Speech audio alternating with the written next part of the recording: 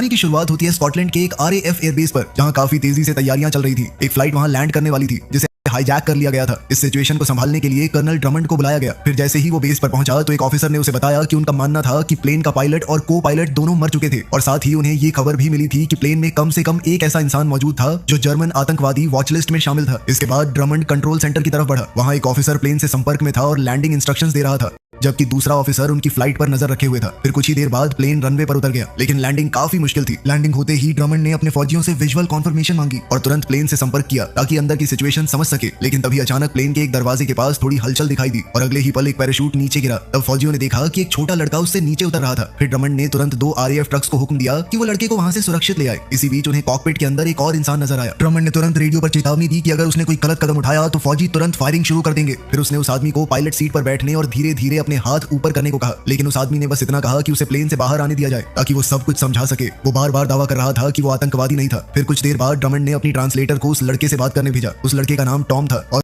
उस वक्त डॉक्टर्स उसका चेकअप कर रहे थे, लेकिन ट्रांसलेटर को उससे कुछ खास पता नहीं चला क्योंकि टॉम पूरी तरह शॉक में था। फिर हम एक दिन पहले की कहानी देखते हैं। एक होटल कमरे में टॉम की मां सोफी बाथरूम में फ्लाइट के लिए तैयार हो रही थी। थोड़ी देर बाद उसने न्यूयॉर्क में मौजूद अपने डॉक्टर से फोन पर बात की, जहां वो टॉम के साथ अपनी खुफिया बीमारी का इलाज करवाने जाने वाली थी। उधर टॉम ने उन्हें बताया कि उसने उनका सामान चेक कर लिया था। फिर रात के वक्त दोनों एयरपोर्ट पहुंचे। सोफी अपने बेटे से मिली और उसके बाद दोनों सिक्योरिटी चेक पार करके वेटिंग एरिया की तरफ बढ़ गए। लेकिन फ्लाइट से पहले सोफी वॉशरूम चली गई। वहां सोफी ने अपना दवाई का बैग खोला और एक सिरिंज में दवा भरने लगी। उसके बाद उसने बॉटल से कुछ पिया और तुरंत उस ड्रिंक का असर उसके शरीर पर दिखने लगा। फिर उसने वो सिरिंज अपने अंदर इंजेक्ट कर ली। उधर वेटिंग रूम में फरीद फोन पर बात कर रहा था। तभी टॉम उससे बात करने लगा। दोनों के बीच काफी अच्छी बातचीत हुई और फिर फरीद ने उससे पूछा कि उसकी माँ कहाँ थी। खैर कुछ देर बाद सोफी भी वहां आ गई और फिर दोनों प्लेन के अंदर जाकर अपनी सीट्स पर बैठ गए। इसी बीच मेन एयर होस्टेस कॉकपिट में गई और उसने पायलट और को पायलट बास्टियन से पूछा कि क्या उन्हें कॉफी चाहिए। उसके बाद वो कॉफी लेने के लिए एयर होस्टेस स्टेशन की तरफ बढ़ गई। फिर उसने 8 बॉल को फर्स्ट क्लास में बैठे एक बदतमीज पैसेंजर को हैंडल करने को कहा। खैर कुछ ही देर में प्लेन ने जर्मनी से टेक ऑफ किया और सीधे US की तरफ निकल पड़ा।